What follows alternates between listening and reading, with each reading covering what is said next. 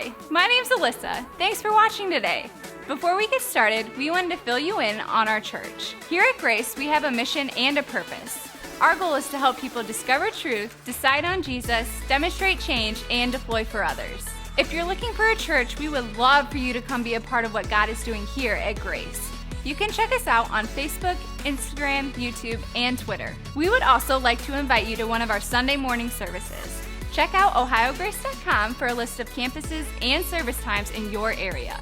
We have a great time gathering for music, hanging out, and learning about who God is and how that affects our lives. Thanks for watching, and we hope to see you here next week at Grace.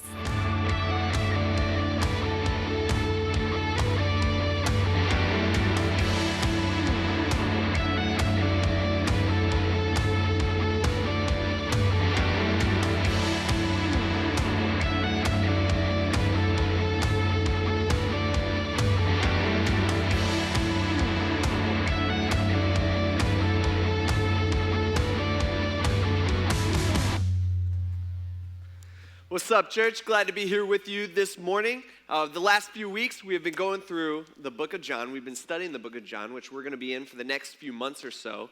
And have you guys been enjoying it so far? Okay, all right, good. My goal through this series is that we get to know Jesus better.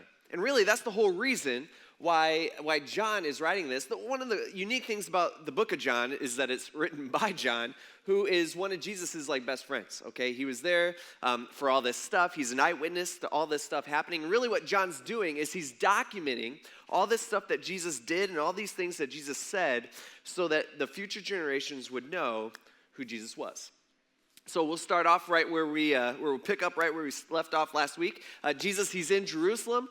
He's there for a big festival called the Passover Festival. And when he's there, he creates kind of a ruckus in the temple. And you could go back and listen to messages a couple weeks ago about that. He causes this big old stir. Some people hate it. Some people love it. He's got the religious leaders and a lot of the powerful people that just hate what he has done and hate him being there. And you got to remember that every time Jesus is in Jerusalem, he's in danger. And what we're going to see is through the next 3 years, he's in Jerusalem a lot.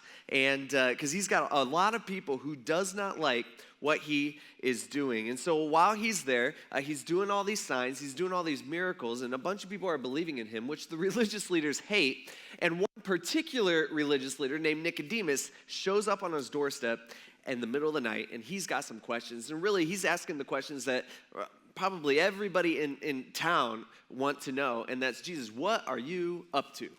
What is going on here? And so while Jesus is there, John chapter 2, verse 2, John tells us that while he was in Jerusalem, many believed in his name when they saw the signs that he was doing. So he's got all these people. He's like an instant celebrity. Everybody wants to know, what Jesus, everybody wants to see what he's going to do next. Everybody wants to hear what he's going to say next because he's doing things that people have never seen before, and he's saying things that people have never heard anybody say before. And eventually, after this festival, he heads back to Galilee, which is the region from where he's from. It's his home, and that's where chapter 4 starts off. In verse 3. It says he, meaning Jesus, he left Judea, that's where Jerusalem is, and he went again to Galilee, and he had to travel through this region called Samaria. Now, you got to understand a little bit of geography here. Israel is really like a long, narrow country, okay, so tall. That's the word you would use, I guess. And so it's in the same area that Israel is in today, ironically. And so what you had is you had Jerusalem in the south. That's the main city, and that was in the region of Judea. Okay, and then up north, you have this region called Galilee. That's where the Sea of Galilee is. We're going to talk a lot about that during this series. Jesus, he's up there a lot, and that's where Jesus' home is. That's where Nazareth is. But in the middle, in between these two regions, is a region called Samaria. And so John's saying, he's going from Judea in the south. He's heading north to Galilee, and so, of course, he had to travel through Samaria. Now, there's a problem with Samaria. And the problem with Samaria is that it's full of Samaritans, okay, the people that live there. And Samaritans were not well liked by the Jewish people. And kind of what happened was, long story short, is a long time ago, the Jewish people, the people of Israel, they had basically ditched God. Okay, this is way back in the Old Testament. They had ditched God. They were worshiping all these fake gods. And so God allowed the first major world empire, this empire called Assyria, to come in and to conquer Israel. And that's exactly what they did. And when they conquered Israel, that was in 721 BC, they exported most of the Jewish people out to various places in their empire.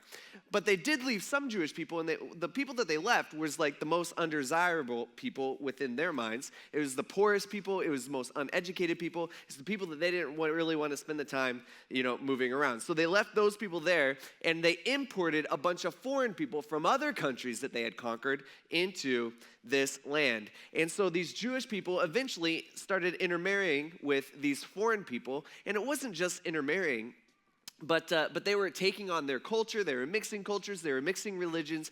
They were mixing gods. I mean, they were doing all kinds of stuff that God had told them not to do, and they were combining religions. And so here we got 750 years later, Jesus is doing his thing, and these descendants are these people called Samaritans, and the Samaritans hated the Jewish people.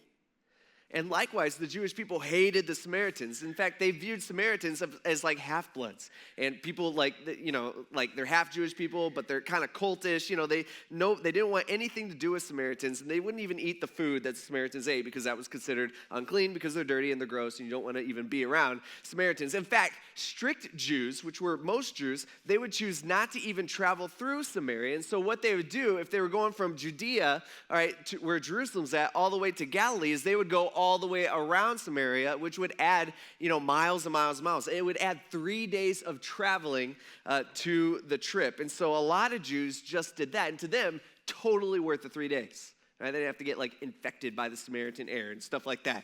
And so there's some serious hate going on here. But Jesus and his disciples, they have no problem walking through Samaria to get to where they're going. And so he came to a town of Samaria called Sychar, near the property that Jacob had given to his son Joseph. Now, for most of you out there, I hope this sounds somewhat familiar, at least these names, because we just spent 2 months, 7 weeks in October and November going through the story of Joseph, right? Okay, all right. For a second there, I was really worried. So we've just talked about Joseph, and long story short, with Joseph, Joseph, just a quick recap, he at 17 years old, he's sold as a slave. He gets kidnapped to Egypt, and while he's in Egypt, he kind of makes his way through the ranks. He goes from slave to the second most powerful man in Egypt. It's a total God thing, and he ends up saving that area of the world from this huge famine that's in the land for 7 years, and even more than that, he gets to reunite with his family, and he saves his family, and his dad, Jacob, actually moves, if you remember, he moves to Egypt to be with his son Joseph, and quite frankly, that's where all the food is. And so he goes there, and on Jacob's deathbed, what we see in the Old Testament is that Jacob actually gives Joseph some land that Jacob owned back in their original home, and this land, what we're going to find out, had a well on it. And so this land, Joseph, there's a good chance he'd never even seen this land. He probably never goes there because he lives in Egypt, but this land, his descendants knew as this land belongs to Joseph. And so about 2,000 years later, Jesus is at this very site, this property that Jacob, dad, gave to his son Joseph, right, 2,000 years before. And so they get there, and Jacob's well was there, and Jesus was worn out from his journey. Now, for all of us, we have this picture of Jesus that's, I don't know, we've talked about this a little bit, that's not exactly accurate, okay? But here, John, what he does here is he gives us a picture who, by the way, is there for all this. That's not how we view Jesus at all. See, we all have this picture in our minds and this image in our minds of what Jesus may have looked like or what Jesus was like and the things that Jesus would say and how he would talk to people.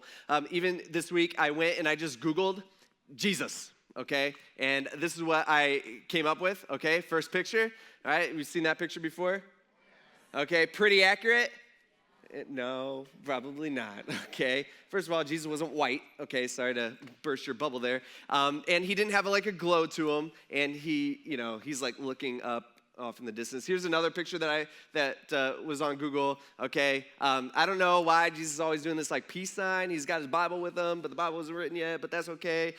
We got what's next? He's got this. Okay, this is like the girliest picture of Jesus I think I've ever, or the most feminine picture. He's got the lipstick on. Everything is perfect. He just did his curls that morning. Super nice. And he's got this like jewels all around him. Although the cross is on fire. I don't know what that's all about. But okay, so there's that. And then you got you got Jesus. He's got his like staff thing. And he's got his bowling ball. Okay, I don't know what that is. Or maybe that's the earth. Although there's no land, so maybe global warming happened. I don't know what happened, okay? So he's got that thing going on. And but this is how our culture, for some reason, I don't know why it's like this. This is how our culture views Jesus. And this is not the picture that John gives us of Jesus at all. Here John's like, he's like, dude, you should have seen him. Okay? Jesus, this guy, he was exhausted. All right, Jesus was worn out. By the way, did you notice that through any of those pictures? None of them, Jesus didn't look exhausted in any of them. You notice? He looked very well rested, okay, in every single one. It's just different. And so John's like, no, he was worn out. We'll go back to the verse. He says, worn out, right? Jesus is tired. He is sweaty. He is dirty. And he is hungry. At this point, they had probably been walking for about 6 hours. I mean, this is like your full day at Cedar Point type tired, okay? And they've been walking, and they're tired. And the thing we got to remember about Jesus is that he was fully God. And I think most of us in here, like, we totally get that. We're like, yeah, I got it. Like, I already believe in that. I believe in Jesus. Like, Jesus is God, and I'm all about that. But the other thing we got to remember is that Jesus was also fully man. And for a lot of us Christians, that's the part that we kind of like hesitate. We're like, my Jesus wasn't dirty. No way. My Jesus, he never got tired. He never sweat, anything like that. Like, that's not accurate. He was fully God, but he was also fully man. He had gone through some of the physical things that we all have had to go through. He's worn out here. By the way, that's what makes God leaving his throne room where he has angels worshiping him 24/7, day and night, singing, holy, holy, holy is the Lord God Almighty who was and is to come, all right, constantly over and over and over again. That's what makes him leaving that place and coming down in the form of a man so astonishing. He went through the same stuff that we had to go through. And it was about noon. We're going to find out that's super significant. All right. It says, a woman of Samaria. Now, here's something we also have to understand. This woman comes, and the original audience, when they're reading this, when John's writing this, when they're reading this, they're going, a woman, they're going, from Samaria, and they're going, ew, okay, came to draw water. And so Jesus is sitting there at the well. If you could picture this, he's got this woman. She comes up kind of out of nowhere. It's noon, right? So it's in the middle of the day. And this was extremely uncommon, okay? Quite frankly, this was weird. And we don't quite understand all this because we're used to water on demand, okay? So if we're thirsty, we go to the sink, we turn on the tap water, we fill our drink, okay, we're good. Or some of you guys, you're fancy and you got the filters and you have it going through all that stuff, and you live in Tiffin, so you have to, I guess. I don't know, all that stuff. But back then, they didn't have that, okay? They didn't have the sink, okay? They didn't have water in their house that was just flowing pretty nice. We got it. All right, they had a well. And the well wasn't like in their house, and the well wasn't even in their backyard. The well at this particular town, it's not even in the town, okay? It's outside of town. In fact, it's about a half a mile outside of town. And so what they did, and this was a culture thing, okay? So early in the morning, when it wasn't hot yet, the women from town would go and get the water. That's what they did. Again, this is part of their culture. And so usually they'd be all doing this at the same time, and so they'd all go as a group, and it's a time that they could catch up on the news and get the local gossip and talk to each other and kind of hang out with each other. It's actually probably not that bad, like a pretty good deal. And so this particular woman, though, she's not with that group. She's going in the middle of the day when nobody else would be there, and she's going alone. And so most likely, and what the original readers would have totally understood this, and this is what John's trying trying to convey to us is that this lady is a complete outcast, right? People did not want to be around this lady. We don't know what that is for sure, but we're going to find out in just a second. And so, this lady, I'm sure she had gone in the morning with all the other girls, and they all go there, and the other girls are mean to her. It's like Mean Girls all over again, and no one wanted to be associated with her. And this lady, no one wanted to talk to her. No one wanted to be her friend. No one wanted to walk with her. And so this lady's at the bottom of the food chain, which, by the way, makes the story that we're going to be looking at today so shocking. No one wants to be with her.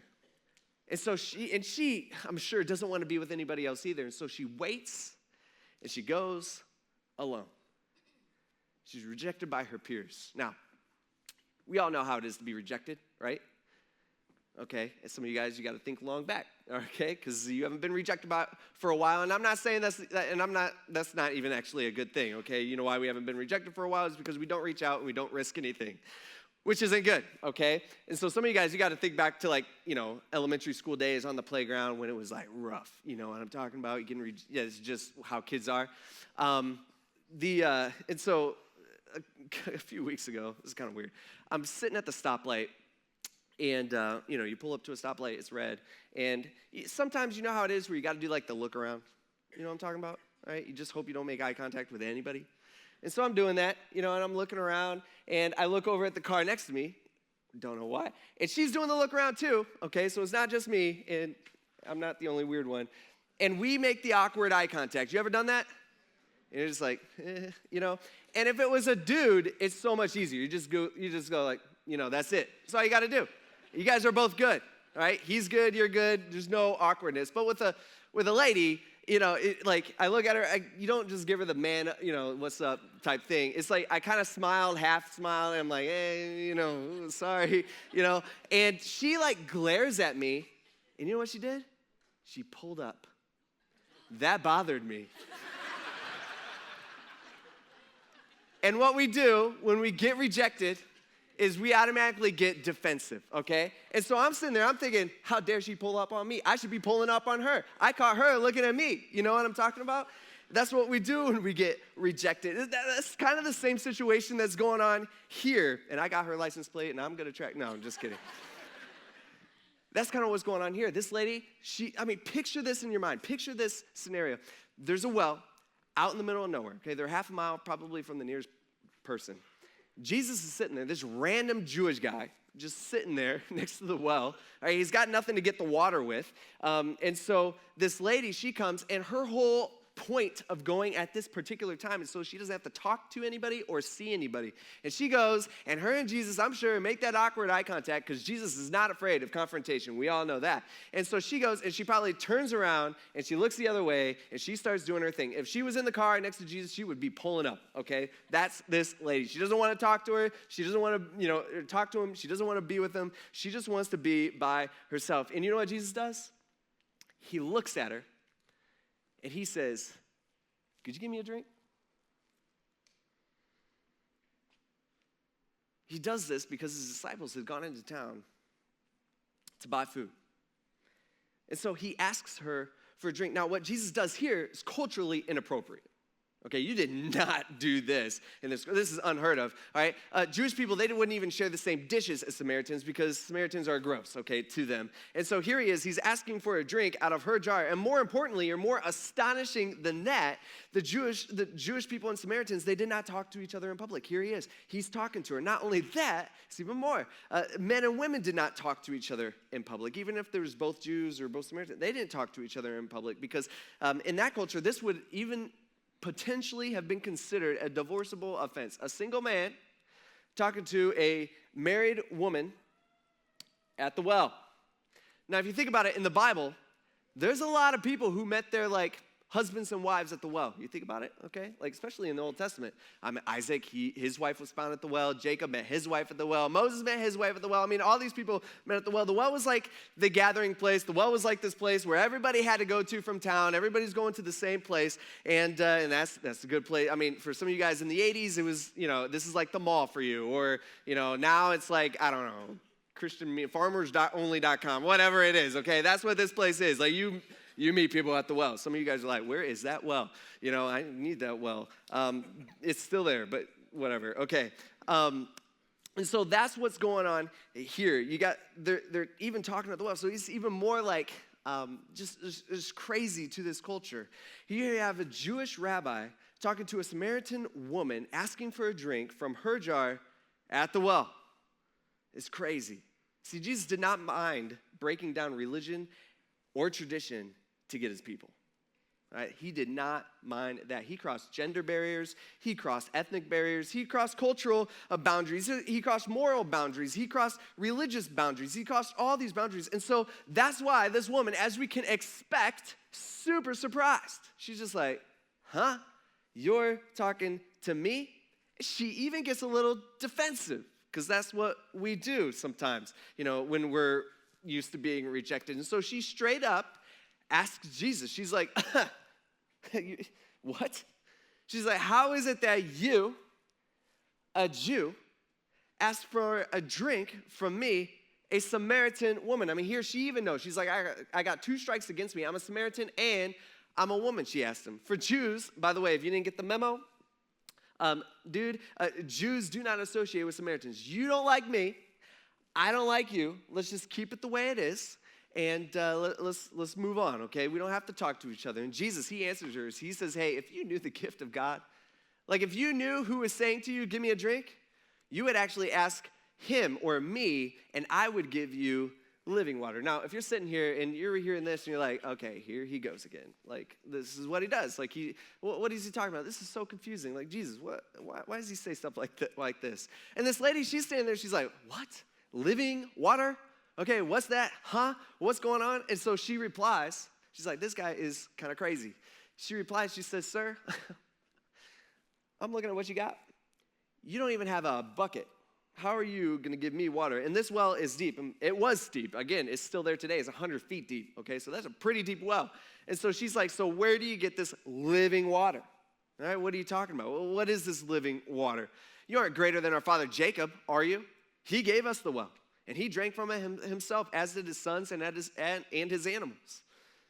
Jesus said, he's like, here's the deal. Everyone who drinks from this water, you're going to get thirsty again, which, by the way, she knew all too well, because this lady has probably been going to this same exact well her entire life, where she has to go back again and again and again and again. It says, but whoever drinks from the water that I will give him will never get thirsty again. In fact, the water that I give him will become a well of water springing up in him for eternal life. And so here's Jesus. All right, he's talking to this lady. Again, this is so confusing. And maybe at this point, this lady's she's starting to get it where she's like, okay, I don't know what we're talking about. I thought we were talking about water at first, but I have a feeling we're not talking about water anymore. Like, I don't know what this guy is talking about, but what Jesus is trying to explain to her, what he is explaining to her, is that this isn't what life's about. Like coming here, getting this water, just temporarily being satisfied. That's not what life's about. Like there's only one thing that would truly satisfy you. And this is what he's saying. And that's a relationship with Jesus. He's like, if you knew who you were talking about, who you were talking to, man, it would be a completely different conversation. And I think a lot of us, we totally understand and we totally know that, yeah, I get it. I agree with it. Like a relationship with Jesus, I know like that's the thing that will satisfy. Like that's the only thing that will satisfy. But here's the deal. None of us live like we fully believe it. Don't even act like you do, because you don't. That's why we run after everything that the world offers. Okay, we all do this to a certain extent, and we run after all sorts of different things.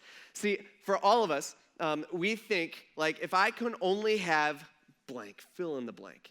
If I can only have that job, if I can only have that promotion, if I can only have that girl, if I can only have that guy, if I can only have that relationship back, if I can only have that financial freedom, if I can only have respect, maybe it's respect at home, maybe it's respect in the workplace, maybe it's respect among friends, all right, if I can only have a good marriage, if I can only land this position, if I can only get that degree, if I can only have that house, that dream house, or if I can only drive that car, if I can only attain that ideal weight, then I know I will be happy.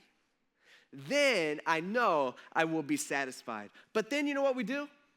We achieve some of those things. Not all of them, because a lot of our goals are like way higher, which I'm not saying goals are bad by any means. But we achieve some of those things, and we get the thing that we want, that thing that we desire, and it might even be good for a while, although I think a lot of times it's not. And what ends up happening? We're not satisfied. And we think to ourselves, okay, well, I got this idea. I need to take the next step. Like, okay, so I worked. I got to this thing. That's not satisfying me. That doesn't make me as happy as I thought it would. So I'm going to go over here and do this thing, and I'm going to grab this thing too, and I'm going to work and make this thing happen, and then I'll be satisfied. Like, we do this thing. It happens to all of us. You know why? Because we're so dumb. Like, we all are. It's just this endless cycle over and over and over and over again. And so we go back to chasing the stuff that doesn't last. It's all just stuff, thinking that changing that thing will fix it. Why do we do that? Why do we always go back to the temporary stuff of this world when God has designed us for eternity? Like, God has designed us to do stuff that lasts. Temporary stuff will not satisfy you, okay? It might make you happy for a week or a month, or if you, like even that's temporarily, right? Temporary. It doesn't satisfy. Only the things done for eternity will. And guess what? We as Christians, we have a lot of things that God has called us to do, okay? Like, we have important stuff that we can do that will last for eternity. See, we think doing life our way will somehow fix our problems, at least satisfy us for a little while. And so we have that affair, and we go back to that porn addiction, and we file for divorce, and we go to that eating disorder, and we feed that depression, and we have that addiction, and we go back to alcohol, and we do all this stuff, and it makes our problems worse every time. By the way, that's what sin does. Like, we got to understand that. Sin, we go back to sin, we try to do life on our own, it only makes things worse, and we never find the satisfaction that we're looking for, and it's sad, and it's dumb, and we all do it to a certain extent. It leaves us wanting more and more and more every time. That's what Jesus is pointing to here, and this lady has no clue about what Jesus is talking about. Jesus is so patient with her. She's just like, what are you talking about, man? Who are you? Why are you talking to me? And she's probably thinking, like, see, this is why I come at noon. I'm going to have to pick a different time because this dude, this is why I come alone, so I don't have to talk to anybody. I don't have to go through any of this. And so she says, okay, sir. She says, give me this water. Okay, I'll play your game. Give me this water so I won't get thirsty and come here to draw water anymore. If that's what it takes, or if I don't have to come back here anymore, if I don't have to talk to people like you, that sounds pretty good. I'll play your game. Give me this water. And so what she's doing here is she's completely missing it. And Jesus, he's like, no problem. He says, why don't you go call your husband, he told her. And why don't you come back here? I'll tell you both. And what she does here, it's so funny to me. She tries to juke Jesus. By the way, you don't juke Jesus, all right? He gets you every time. And so what she says is, she says, I don't have a husband. All right, next question. And he says, yeah, you don't have a husband. You have correctly said I don't have a husband. He says, for you have had 5 husbands, and the man you now have is not your husband. What you have said is true. At this place, if I was talking to a bunch of high schoolers, which I used to do, they'd all go, oh, because Jesus just laid down the hammer on her. I mean, he does. Things at this point in this conversation just got really awkward, right? Really awkward. See, Jesus knows her issues because he's God, right? By the way, he knows your issues too. And he knows the thing in her life that she keeps running to. In her specific case, and this probably isn't the only thing, but this is probably the main thing, it's relationships and men. She keeps running to, and he knows that. And so he calls that out in her life. And again, he knows your things too.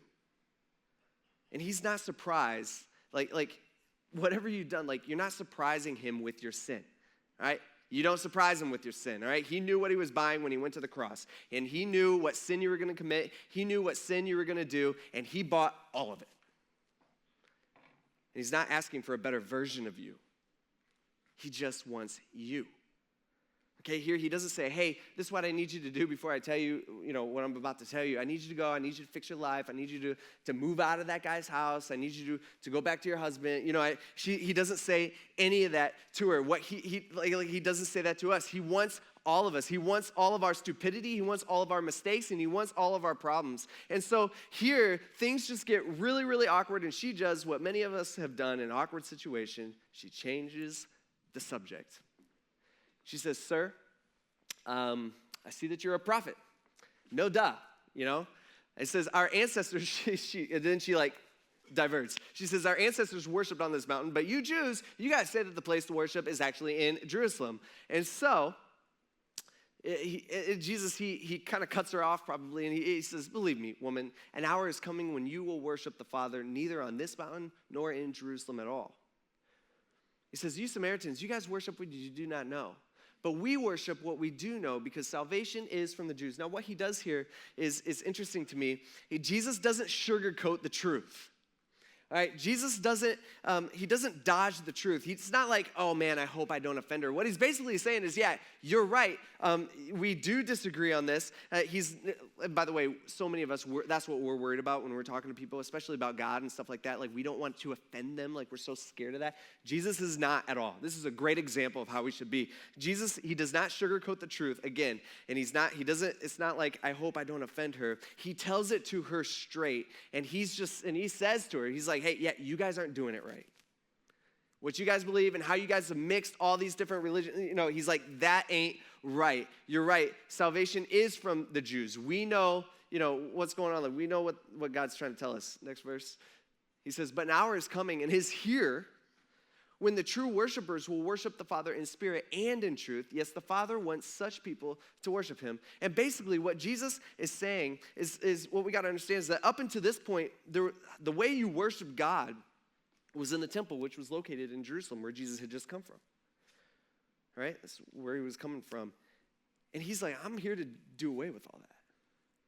I'm here to take care of that. It's not going to matter. Once I die, is what we know, is that it's not going to matter where we worship. That's why we're here in Tiffin, 2,000 years later. That's why we can worship here. And so she says, she's like, I know that the Messiah is coming. Like we know that, us Samaritans, even we believe in that, who is called the Christ. And when he comes, he's going to explain everything to us. Basically, I don't understand what you're saying. I don't get what your deal is. It's all kind of weird. But the Messiah, when he comes, he's going to explain it all to us. And he says, you know what? I, the one speaking to you, I'm he. In which case, there's probably a very long, awkward silence.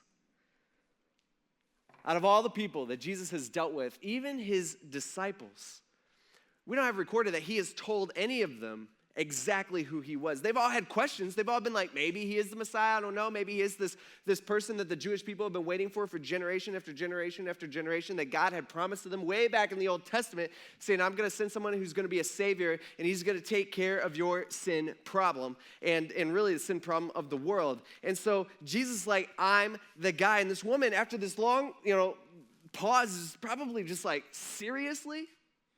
You're the guy? Right? And she probably has a million questions. And about this moment, the disciples get back because that's what they do. They ruin everything. And so they get back. It says, just then the disciples arrived, and they were amazed. They can't even believe it. They're like, what is he doing? He is talking with a woman. Right? Culturally, Jesus, you can't do that. They don't say that. They say, no one says, what do you want? Or why are you talking with her? What's going on here? Jesus, do you know the rules? No one asked them that.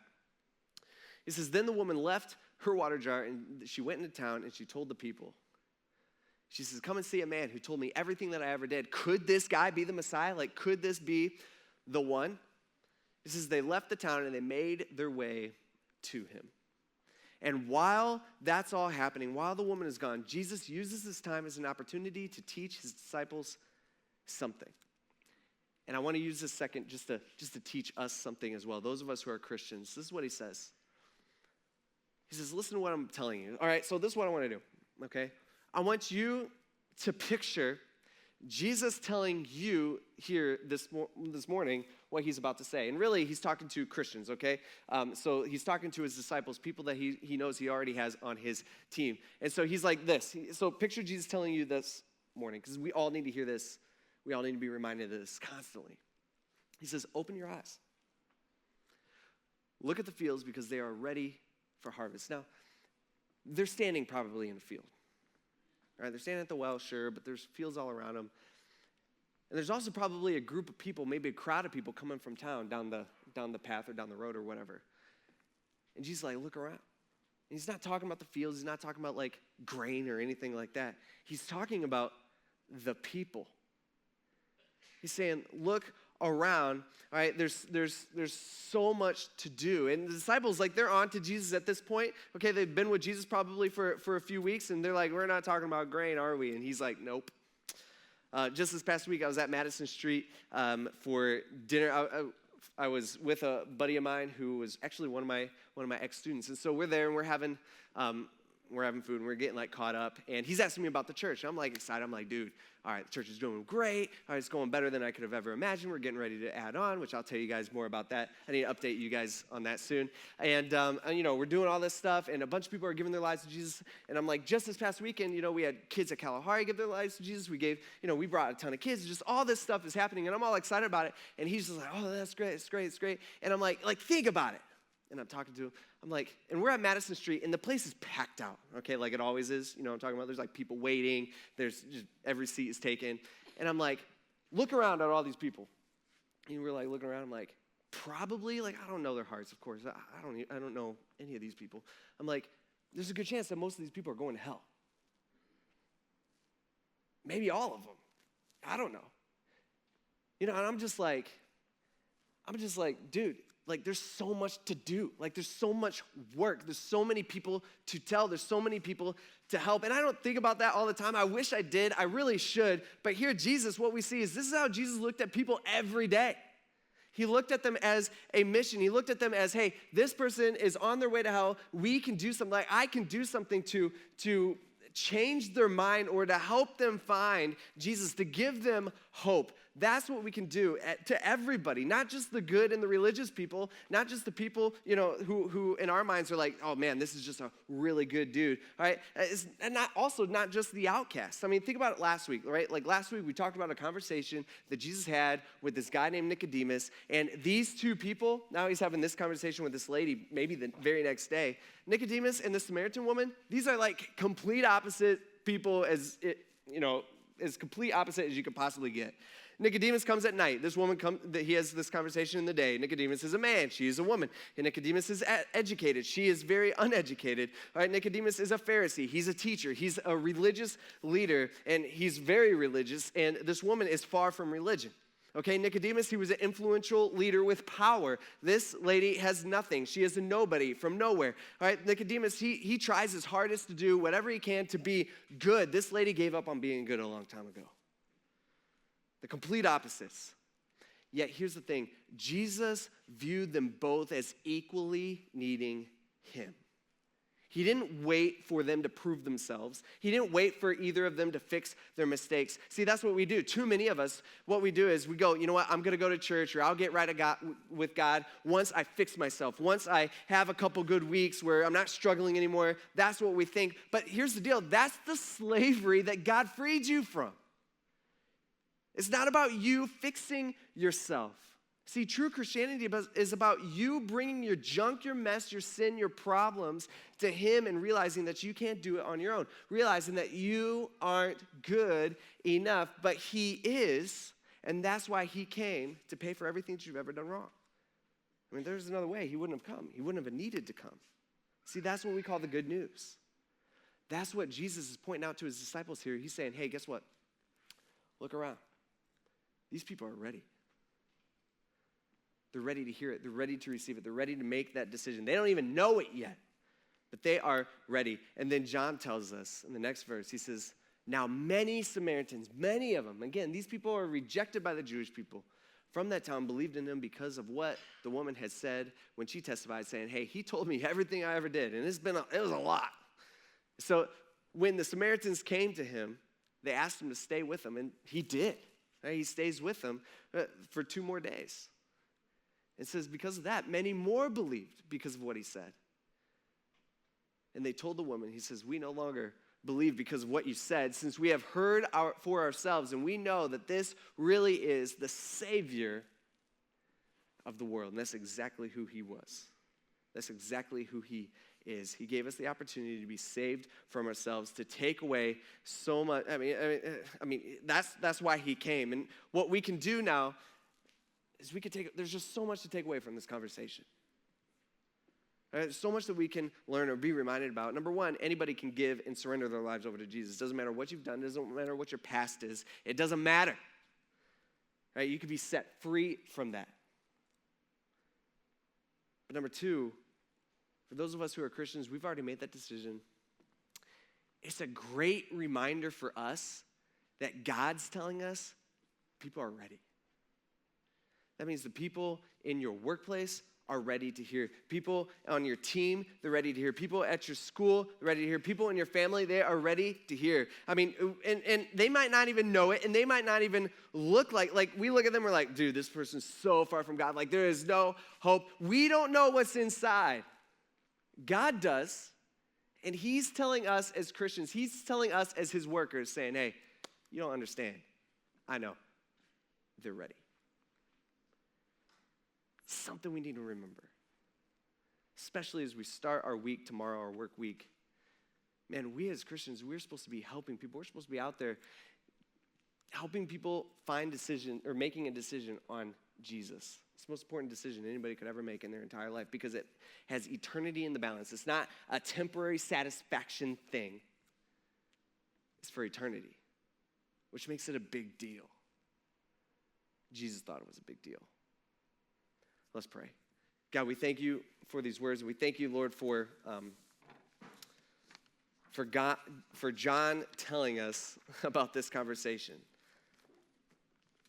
God, we ask that we as Christians in here, that we would remember and help it to bother us that we don't know where people are going when they die. Help it to bother us that we don't know where people are going for eternity, forever. Like it's a big deal.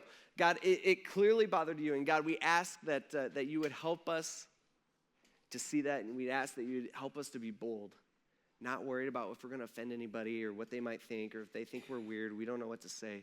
God, we ask that you would help us to just do what you've called us to do. Lord, we thank you for everything you've given us. Thank you for this church. In Jesus' name, amen.